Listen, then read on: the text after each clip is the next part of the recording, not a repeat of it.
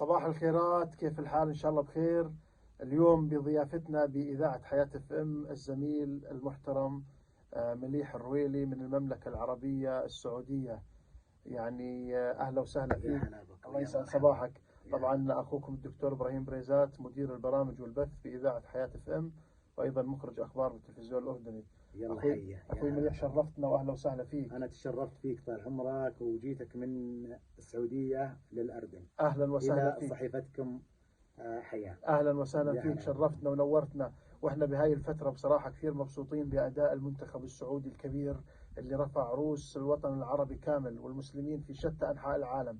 يعني ما شاء الله اداء احترافي، اداء يعني جميل جدا. احنا كثير كثير مبسوطين باداء المنتخب، والجميع هون بالمملكه الاردنيه الهاشميه يعني خلف المنتخب السعودي.